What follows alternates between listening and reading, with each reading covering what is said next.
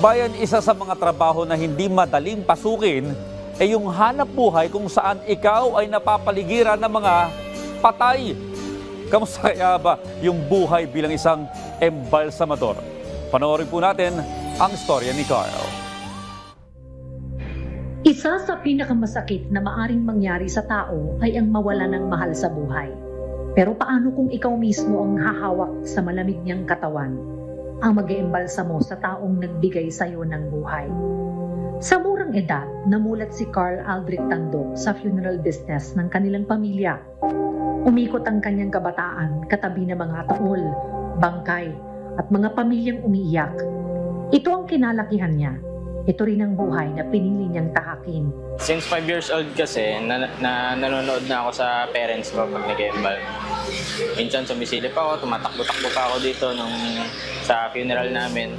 Yung tatay ko, sa kanya ako first na-expose sa funeral. And then second, sumunod sa mother ko. Nung una, syempre, discrimination, daming katanungan yung mga classmates. And nung tumagal, parang nasayahan din ako sa work na parang ang unique din na experience. Sa edad na 20, isa ng licensed embalmer si Carl.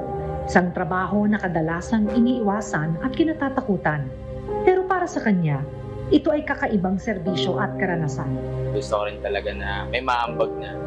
Yun. Sa mga embalming, syempre, puso ng funeral yun. Yeah. Tsaka, both licensed embalmer yung parents ko, so interested din ako na i-take yun. Path na yan. Sa unang taon niya, aabot na sa halos 100 bangkay ang kanyang naimbalsamo. Nakakatakot nung una, pero nasanay na siyang humarap sa mga walang buhay. May mga kumakalabit, may mga tumatawag, at saka, minsan paranormal activities, may kumakalabog. Minsan may nagpaparamdam talaga kahit gaano pa kalakas ng loob mo. Pero syempre, huwag mo lang papansinin. Mas nakakatakot pa ang buhay. Yan yung mga palaging iniisip nila sa patay. Pero kasi kasanayan na lang yan eh. Ngunit nang mawala ang kanyang ina, pinili niyang siya mismo ang magbigay ng huling pag-aalaga. Isang paggalang at karangalan na maituturing para sa isang anak ng embalsamador. Since embalmer yung parents ko, pag nawala sila, gusto rin nila talaga ako.